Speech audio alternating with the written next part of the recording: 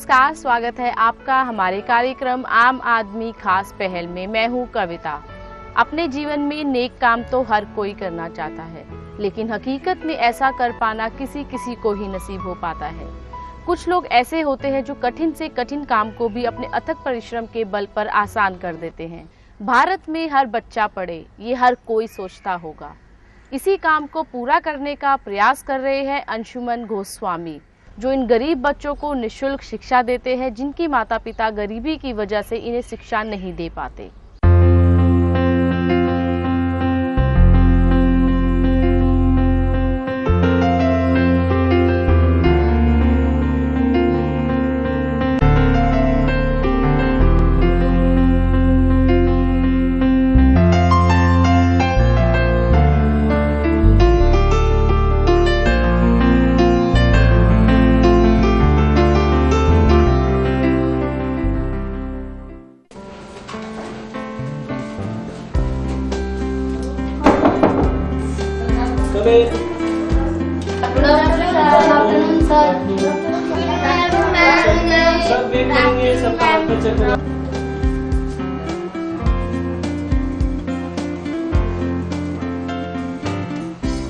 Good afternoon kids.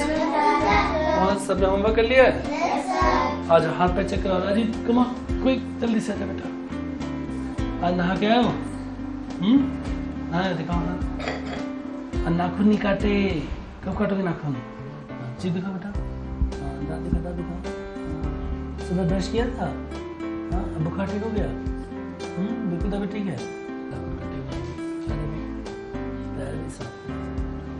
जी दिखाओ। अब पूरी जीभ बाहर निकाल यार। 4 तक का टेबल तुम लोग निकल कर लिया था? आज 5 का टेबल करेंगे सब, ठीक है? एक बार मेरे साथ रिपीट करोगे, उसके बाद तुम लोग पूरा लिख के और फिर होमवर्क में भी याद करके आओगे, ठीक है? Repeat after me. 5 1 जा 5 1 जा 5, 5 2 जा 5 2 जा 10। वेरी गुड, तुम्हें तो पढ़ के आए हो। 5 3 जा 15, 5 3 जा 15। बोलो। 5 1 जा 5, 5 1 जा 5, 5 2 जा 10, 5 2 जा 10, 5 3 जा 50, 5 3 जा 50। अंशुमन जी, मुझे आप सबसे पहले ये बताइए कि आपके दिमाग में ये चीज़ कैसे आई कि मैं इन गरीब बच्चों को शिक्षा दूं? जब मैं 18 साल का था तब मेरा सपना था कि एक बच्चों का छोटा सा स्कूल खोलूं, क्योंकि हम देखते थे काफ़ी सड़क पे बच्चे जो कि गंदी हालत में हैं, कभी पढ़ते नहीं हैं, कहीं जाते नहीं हैं, ढंग से उन्हें खाना नहीं मिलता है। तो तब से ही मन में ये विचार था कि इन बच्चों के लिए कुछ करना है। लेकिन उम्र के साथ अपनी शिक्षा ख़त्म करते करते एजुकेशन ख़त्म करना, फिर उसके बाद नौकरी करने के बाद काफ़ी लंबा समय बीत गया, लेकिन इसमें मैं कुछ कर नहीं पाया। फिर मैं 7 साल के लिए इंग्लैंड में रहा और वहाँ पे हम काफ़ी सारी चैरिटी से, मैं और मेरी वाइफ शैरन दोनों काफ़ी चैरिटी से जुड़े रहे, और वहाँ से हमें ये प्रेरणा मिली कि हम इंडिया आकर भी अपने देश के लिए, अपने देश के गरीब बच्चों के लिए कुछ कर सकते हैं। तो आपने अपने इस काम की शुरुआत कब की और कैसे की? 2010 में अगस्त में हमने एक छोटा सा इवेंट किया था, जिसमें हमने कुछ गरीब बच्चे जो अनाथ बच्चे थे उनको पूरे दिल्ली में घुमाया, उनको 5 स्टार होटल्स दिखाए और उन्हें काफ़ी गिफ्ट्स दिए। और उस समय हमने पाया कि उनके साथ हमारा एक लगाव है और एक जिसे बॉन्ड कहते हैं वो बनना शुरू हुआ, और तभी से हमने ठान लिया कि हम खुद अपना एक स्कूल खोलेंगे ऐसे गरीब बच्चों के लिए जिन पे कोई ध्यान नहीं देता। तो जब आपने इंग्लैंड में ये कॉन्सेप्ट सोचा था, तो इंग्लैंड में प्रोसीजर और हर चीज़ वहाँ पर डिफरेंट थी, काम करने का तरीका। लेकिन जब आप इंडिया में आए, तो इंडिया में आने के बाद जब आपके माइंड में ये थॉट आया, उसके बाद आपको क्या क्या इंडिया में प्रॉब्लम्स फेस करनी पड़ी, सोसाइटी के सामने भी, गवर्नमेंट के सामने भी, हर चीज़ शुरुआत करने से पहले? सबसे पहले तो यहाँ पे सोसाइटी की बहुत ज़्यादा प्रॉब्लम है, क्योंकि लोगों का सोचने का ढंग अभी तक बहुत ढंग से खुला नहीं है इन विचारों में। सबसे पहले तो लोग ये सोचते हैं कि ये गरीब बच्चे हैं तो ये गंदे माहौल से आ रहे हैं, ये गंदे रहते हैं, शायद हमारे घरों में आके चोरियाँ करेंगे। तो लोगों को सबसे ज़्यादा जो ऑब्जेक्शन होता था कि ये हमारे इलाके में क्यों आते हैं, इनको यहाँ नहीं आना चाहिए। दूसरा, इंडिया में इतना ज़्यादा स्ट्रगल है कि हर आदमी अपनी नौकरी और अपने परिवार के में बहुत ज़्यादा बिजी है, बहुत लगा हुआ है, तो दूसरे के बारे में सोचने का उन्हें टाइम ही नहीं होता है। तो इन सब जो इश्यूज़ हैं उनसे आदमी थोड़ा इनसेंसिटिव हो जाता है। और धीरे धीरे हमने फिर ये सोचा कि हम यदि प्रॉब्लम के बारे में ही सोचते रहेंगे तो हम आगे कभी नहीं बढ़ पाएंगे। तो हमें उनके हल खुद ही निकालने पड़ेंगे। तो हम दोनों ने, मैंने और मेरी वाइफ ने, हमने एक अच्छा नेटवर्क, हमारा काफ़ी दोस्तों का, फ्रेंड्स का काफ़ी अच्छा नेटवर्क है, तो हमने उनकी मदद ली। जितनी मदद पड़ सकती थी हमने खुद दी, अपने आप से, अपने पास से पैसा लगाया, और अभी भी हम अपने पास से ही पैसा लगा के चला रहे हैं स्कूल को। और एक मन में ये जो विश्वास था कि नहीं, हम उससे हटेंगे नहीं, वो आज भी बिल्कुल सुदृढ़ है। तो वही सबसे बड़ी हमारी प्रेरणा है कि जब हम देखते हैं कि इन बच्चों को किन्ने पढ़ाई में कितना अच्छा किया है, या कोई कितनी अच्छी कलरिंग कर रहा है, या ड्राइंग कर रहा है, या किसी में एक और हुनर है जो हमने पहले नहीं पाया था, तो वो देख के हमें और प्रोत्साहन मिलता है कि हम इनको और आगे से आगे बढ़ाएं और एक आम मिडिल क्लास बच्चे की बराबरी पे लेके आए। हिंदी की सब बुक निकाली सबने? Yes sir. Chapter number 15, yes sir. Page number 118, ठीक है, बिशन की दिलेरी निकालिए सबने। किसको नहीं मिला? चलो दिल खुश पढ़ो।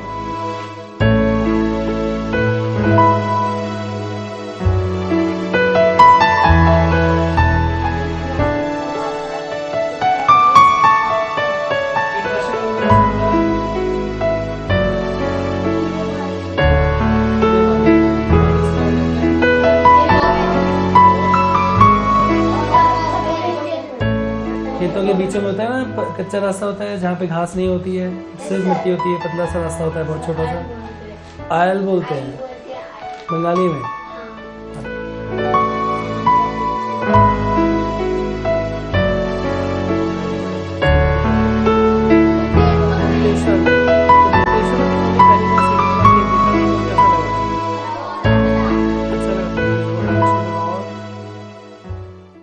अंशुमन जी, आपके डिवाइन एंजल में मोस्टली कौन से फैमिलीज़ के बच्चे आते हैं? मोस्टली ये जो मेड्स होती हैं घर की, उनके, या रिक्शे वालों के बच्चे, या फिर जो कंस्ट्रक्शन वर्कर होते हैं, मजदूर या मिस्त्री, इनके बच्चे होते हैं, या कोई जैसे सिगरेट बेचते हैं, सिगरेट की दुकान है छोटी सी रेडी, उनके बच्चे हैं, मोस्टली यही बच्चे हैं। तो क्या आप इनको फ्री ऑफ कॉस्ट पढ़ाते हैं? फ्री ऑफ कॉस्ट पढ़ाते हैं जहाँ तक हो सकता है। पहले तो हम रेगुलर मील प्रोवाइड करते थे, बट कभी कभी फाइनेंशियल कंस्ट्रेंट की वजह से मील रेगुलर नहीं होता है, तो हफ्ते में 1 बार या 2 बार ऐसे मील प्रोवाइड करते हैं। फिर हम कोशिश करते हैं कि हमेशा हर बच्चे का बर्थडे सेलिब्रेट हो, तो उसमें एक पार्टी होती है बच्चों के लिए। तो जैसे एक मिडिल क्लास पार्टी होती है, केक आता है, केक काटते हैं, स्नैक्स होते हैं, कोल्ड ड्रिंक्स होते हैं, डांस होता है, म्यूज़िक होता है, तो वो सब चीज़ें ऑर्गेनाइज़ करते हैं। हर एक बच्चे का बर्थडेज मनाते हैं हम। Eid, Christmas, new year, Diwali, सारे फेस्टिवल्स मनाते हैं, क्योंकि हमारे पास काफ़ी मुसलमान बच्चे हैं तो उनके लिए ईद मनाते हैं हम। शैरन क्रिश्चियन है तो हम लोग क्रिसमस भी मनाते हैं, और मैं हिंदू हूँ तो हम दिवाली भी मनाते हैं, और न्यू ईयर तो सारी दुनिया मनाती है। तो सारे जितने फेस्टिवल्स हो सकते हैं हम पॉसिबली सेलिब्रेट करते हैं। अंशुमन जी, आपके सेंटर को खुले 2 साल हो चुके हैं, तो पहला बच्चा आपके पास किस तरह से आया? आपने इनकी फैमिली को किस तरह से कन्विंस किया कि नहीं, जो शिक्षा आप नहीं दे पा रहे इन बच्चों को, वो शिक्षा हम देंगे? क्योंकि इस तरह की लोअर क्लास जो फैमिलीज़ होती है, इनको कन्विंस करना हर चीज़ से बहुत मुश्किल होता है। बिल्कुल सही कहा आपने, और ये बहुत ही एक लंबी स्ट्रगल रही है हमारे साथ, और अभी भी है। सबसे पहला बच्चा जो आया था उसके पीछे भी एक कहानी है। हमारी जो मेड है जो घर में काम करती थी, वो मुसलमान है और वेस्ट बंगाल से है, तो उनके घर में ईद का सेलिब्रेशन हो रहा था, तो उसने हमें बुलाया कि आप हमारी झुग्गी में आइए और हम लोग ईद का सेलिब्रेशन कर रहे हैं, अभी हम शामिल हो जाइए। मैं और मेरी वाइफ शैरन दोनों हम गए, और वहाँ पे हमने कुछ बच्चों को खेलते हुए देखा। वो बच्चे काफ़ी मासूम थे, लेकिन उम्र से ज़्यादा हो चुकी थी और किसी स्कूल में नहीं जाते थे। तो हमने उन्हें ये ऑफ़र किया कि क्या आप आना पसंद करोगे हमारे घर में, हम आपको पढ़ाएंगे और जो भी बन सकता है हम आपके लिए करेंगे। 2 बच्चे तैयार हुए, और 18 नवंबर 2010 उस दिन से लेके आज तक उन 2 बच्चों ने बाकी बच्चों को बताया, अपने रिश्तेदारों को बताया, और जिनको भी वो जानते थे। तो वर्ड ऑफ माउथ जिसे कहते हैं, उससे ही ये धीरे धीरे करके आगे बढ़ गया। हाँ, लेकिन प्रॉब्लम बहुत आती थी शुरू में, और अभी भी आती है, क्योंकि इनके माँ बाप को, चूँकि वो अनपढ़ हैं, उन्हें पहली बात तो शिक्षा की कोई वैल्यू नहीं है। उनके हिसाब से यदि बच्चा 14-15 साल का हो जाता है तो उसे बस कमाना चाहिए और घर में पैसे ला के देना चाहिए। ये लड़ाई हमारी अभी भी बहुत रहती है। कंटिन्यूसली हमको पेरेंट्स के साथ काउंसलिंग करनी पड़ती है, माँ बाप दोनों को समझाना पड़ता है कि पढ़ाई क्यों ज़रूरी है, क्योंकि सबसे बड़ी चीज़ जो समाज भी नहीं समझता, यही वो बच्चे हैं जो कल जाके यदि सही ध्यान नहीं दिया गया इनका, मैं नहीं कहता हूँ कि सारे, पर इनमें से कुछ आगे जाके क्रिमिनल बन सकते हैं, वो गलत रास्ते में जा सकते हैं, ड्रग एडिक्ट बन सकते हैं। और ऐसे कई बच्चे हमने देखे हैं जो बने भी हैं। तो वो बात समझने के लिए माँ बाप को और समाज को दोनों के साथ ही हमें कंटिन्यूस प्रयास करने पड़े और काउंसलिंग बहुत ज़्यादा करनी पड़ी। और जब माँ बाप ने देखा कि बच्चों के स्कूलों में एडमिशन हो गए और उनके स्कूलों में अच्छे रिजल्ट्स आने लगे, तब जाके उनको धीरे धीरे विश्वास हुआ कि नहीं, ये सही काम कर रहे हैं। आइए अब आपको मिलवाते हैं डिवाइन एंजल एकेडमी के स्कूल के बच्चों से। आपका नाम? मेरा नाम दिलवर है। दिलबर, आप मुझे ये बताइए कि आप इस एकेडमी में कितने सालों से हैं? मैं 2 साल से पढ़ता हूँ। आपने यहाँ पर क्या क्या सीखा? हमने कलरिंग सीखा और खेलना सीखा और पढ़ाई सीखा। पढ़ाई में क्या क्या सीखा? हम बहुत अच्छा इंग्लिश सीखा और हम लोग कोशिश करते हैं इंग्लिश बोलने की थोड़ा थोड़ा। तो जब आप यहाँ पर आए थे तब आप किस सिचुएशन में आए थे? हम एकदम भंगियों की तरह रहते थे, कबाड़ी चुनते थे पहले। और आपके माँ बाप? मेरे माँ बाप कोठी में काम करते थे और पापा मिस्त्री हैं। और आपका नाम? मेरा नाम अभिषेक है। और आप यहाँ कितने सालों से? 1 साल से। 1 साल से। तो अभी तक आपने यहाँ पर और क्या क्या सीखा और किस तरह की पढ़ाई सीखी? मैं यहाँ पर जब से आऊँ इंग्लिश सीख रहा हूँ, बोलने की कोशिश करता मगर बोल नहीं पाता, मगर थोड़े दिन और रहूँगा तो इंग्लिश बोलना सीख जाऊँगा। आपके पेरेंट्स क्या करते हैं? मेरे पेरेंट्स बिजली का काम करते हैं। आपका? मेरा नाम दिलखुश है। दिलखुश, आप मुझे ये बताइए कि आप यहाँ कितने सालों से हैं? मैं 2 साल से हूँ। 2 सालों से आपने क्या क्या सीखा यहाँ पर? हमने कैसे बड़ों का इज्जत करता है, कैसे रहते हैं, कैसे कपड़े पहनते हैं, और यही सीखा हमने। और भी कुछ सीखा, बहुत सारी चीज़। इंग्लिश बोलना सीखा। आपकी पेरेंट्स क्या करते हैं, मम्मी पापा? हमारे पापा सिगरेट की दुकान करते हैं। और मम्मी? मम्मी घर पे रहती है। अच्छा, आपने इंग्लिश बोलना सीखा, कुछ इंग्लिश में लाइन बोल के दिखाओ। My name is Dilkhush. Good. आपका नाम? हरिओम। हरिओम, आप मुझे बताइए आप यहाँ कितने सालों से हैं? मैं यहाँ 2 साल से पढ़ता हूँ। 2 सालों से। तो क्या क्या सीखा आपने यहाँ पर? हमने सर ने सिखाया बड़ों की इज्जत कैसे करते हैं, और पढ़ाना सिखाया बढ़िया से, कलरिंग, और बहुत जगह घुमाया भी, ये सब सिखाया।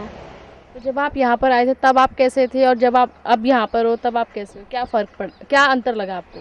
पहले हम बहुत गंदे तरीके से रहते थे, अब सर ने सिखाया कैसे रहते हैं, साफ़ सुथरे कपड़े पहनना, हर दिन नहाना है, ऐसे सब सिखाया सर ने। मेरा नाम हृदय मुखिया है, बिहार से आया हूँ, सुपौल डिस्ट्रिक्ट से। मेरा यहाँ पान बीड़ी सिगरेट की दुकान है। तो आपका बच्चा डिवाइन एकेडमी में पढ़ता है, आपको कैसा महसूस होता है? क्या क्या उसने सीखा आपको बताता होगा वो यहाँ पर आके? जी, हमारा बच्चा सही सलामत से पढ़ रहे हैं, सही पढ़ रहे हैं, सारा कुछ ठीक है उनका। कैसा महसूस होता है आपको? जैसे आकर बताते हैं, वैसे जहाँ एडमिशन है इनका वहाँ भी जाते हैं तो वहाँ भी टीचर साहब बताते हैं हम सही पढ़ रहे हैं। पहले इसको कुछ नहीं आ रहे थे, थोड़ा बहुत गाँव से पढ़ कर आया था। अभी इसको जो अभी सारा कुछ आ रहे हैं, जो सब मैं समझा रहे हैं, जैसे हम पढ़ कर आया हूँ, कल साहब ऐसे पढ़ाए, मैडम जी ऐसे पढ़ाए, तभी इसको ठीक है हालात। जब आप बिहार से यहाँ पर आए थे तब आपका बच्चा जिस हालात में था उससे अच्छा है। हाँ जी, उससे अच्छा है। क्या सीखा उसने, उससे क्या अच्छा है? पढ़ने लिखने में अच्छा है, बोलने बुकने में अच्छा है। वक्त हो चला है एक छोटे से ब्रेक का, हम जल्द हाजिर होते हैं।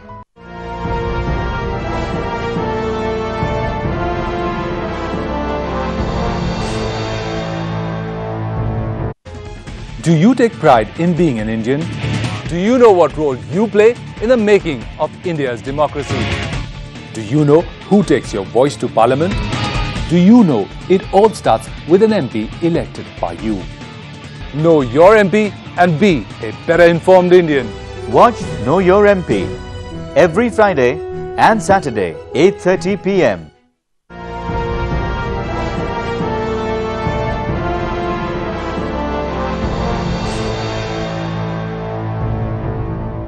ब्रेक के बाद आपका स्वागत है आम आदमी खास पहल में। आइए जानते हैं अंशुमन शिक्षा देने के साथ साथ इन बच्चों को और किस किस तरह की सुविधाएं उपलब्ध करवाते हैं।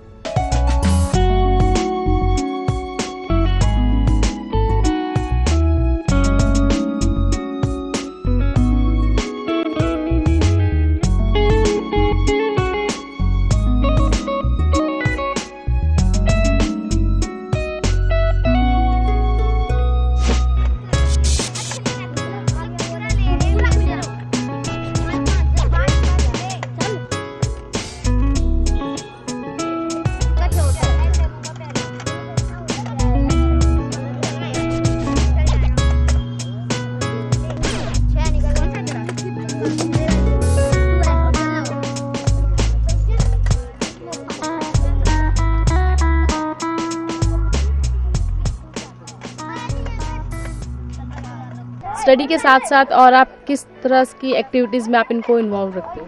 स्टडीज़ के अलावा इनका गेम्स डे होता है Friday, every Friday is a fun day.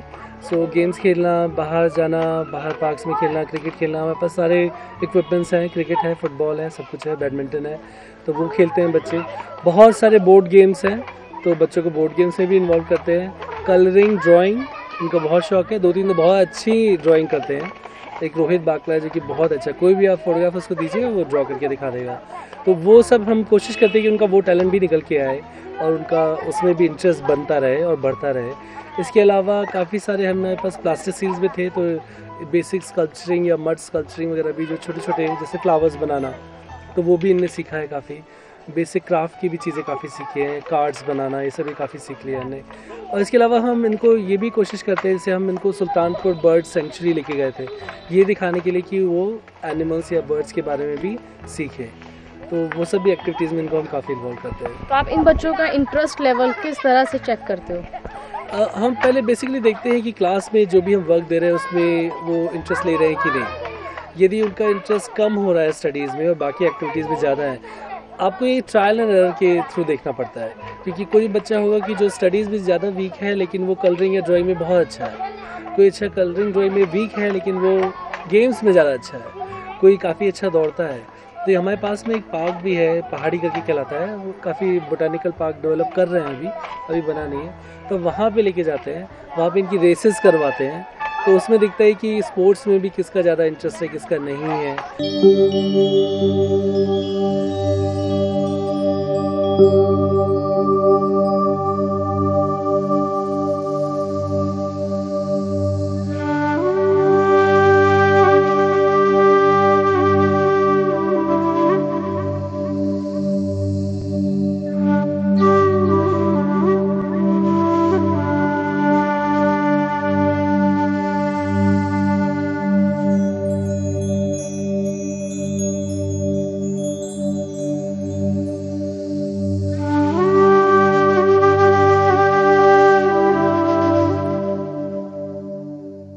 आप इन बच्चों को शिक्षा के साथ साथ और किस तरह की फैसिलिटीज़ प्रोवाइड करवाते हैं? शिक्षा के साथ हम उनका कोशिश तो पूरी यही करते हैं कि उनका पूरा विकास हो, उनकी पर्सनालिटी का विकास हो।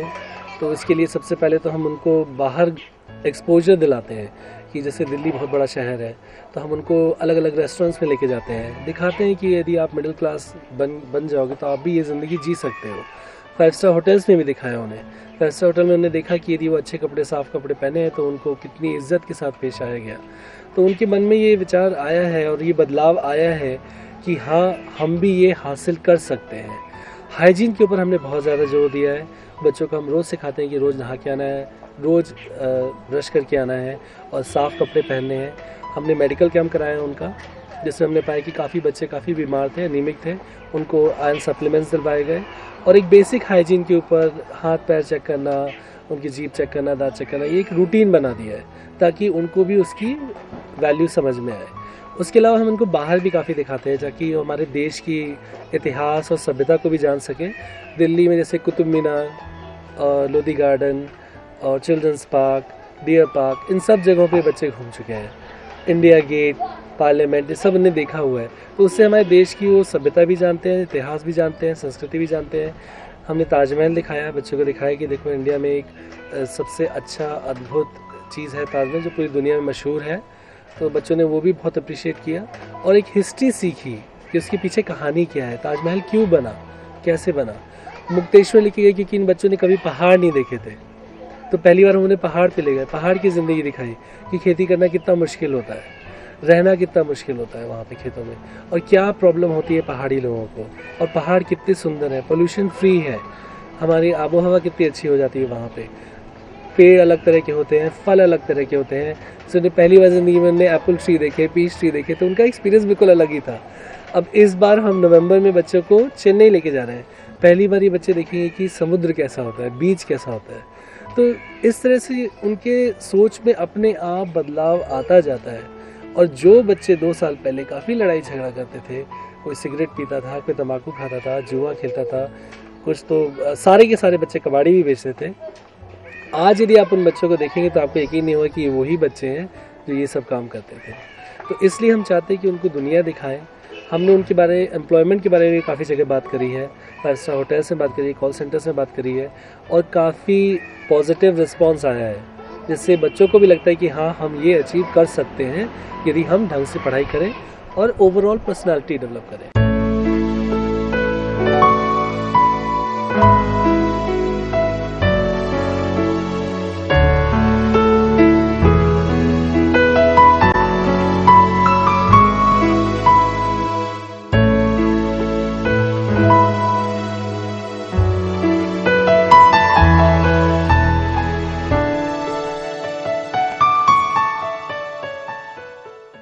तो आपका फिनेंशियल फंडिंग कहाँ से आता है? फाइनेंशियल फंडिंग सब हमारा ही है, हमारी फैमिली, फ्रेंड्स और शरण को जॉब पे जाना पड़ता है इस वजह से, क्योंकि उनका जो भी इनपुट होता है वो सारा स्कूल